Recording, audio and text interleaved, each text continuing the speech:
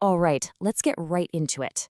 Today, we're unpacking a really deep investigation by the online researcher RBL, and it levels some incredibly serious allegations against one of the biggest influencers in the crypto space, Elliotrades.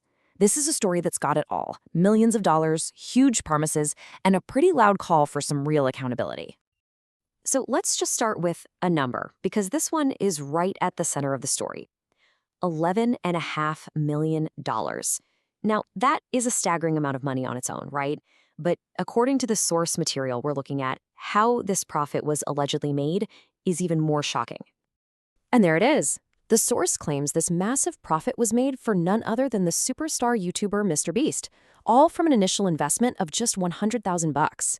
You know, this detail immediately pulls the story out of some niche crypto corner and puts it on a much bigger stage by tying it to one of the most famous people on the internet. At the very heart of this whole thing is Elliot Wainman, who most people know as Elliotrades.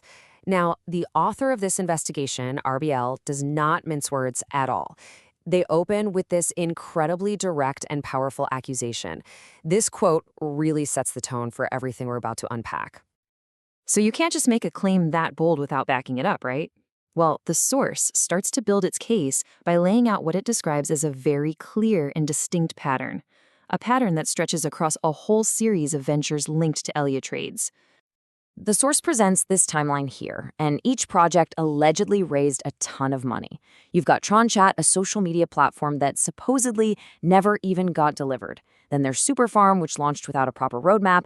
After that, the Impostors NFT project. It raised millions for a game that the source says was never even fully released. And finally, Gigamart, a marketplace just for those NFTs. The point the author's trying to make here is to establish this clear history of raising funds for these big, ambitious projects that, well, allegedly went nowhere. And this, right here, this is the absolute core of the argument. According to the source, despite the millions and millions of dollars raised across all these different projects, not a single one of them ever resulted in a fully delivered working product for its community. To support this, the investigation points to several big red flags. It notes that the very same team members keep popping up across different projects.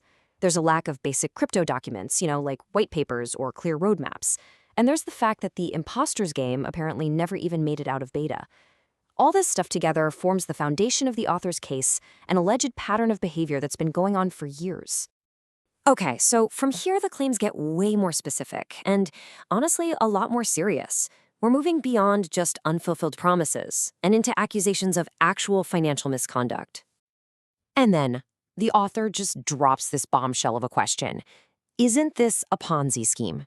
Look, calling something a Ponzi scheme is one of the heaviest accusations you can possibly make in the financial world.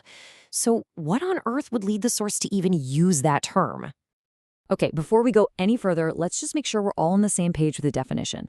A Ponzi scheme is basically a scam that uses money from new investors to pay off the earlier ones. It creates this illusion that a business is successful, but really the organizers are just funneling the money.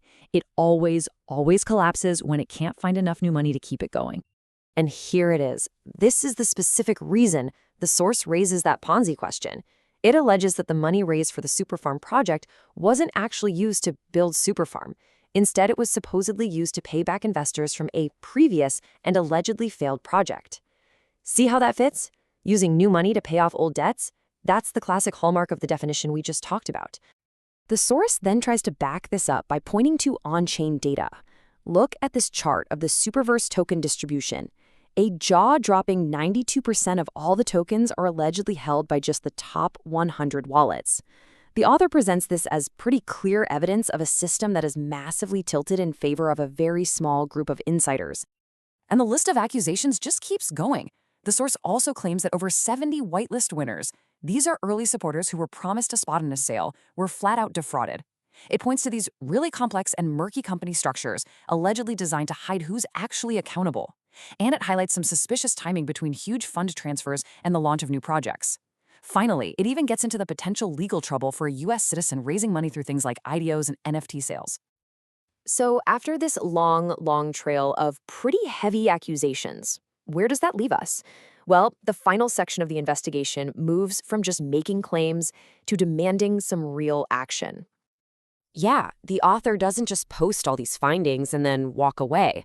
The whole piece wraps up with a very explicit call for a formal, official investigation into all of these activities. And to back that up, the author has even created a public petition trying to get the community's support to hopefully trigger that kind of scrutiny. The case laid out in this source material really shines a light on a major tension in a space that's famous for bold promises and incredibly fast-moving money. And it ultimately leaves all of us with a really critical question for the entire industry. In the high-stakes world of crypto, where does the hype end and where does accountability finally begin?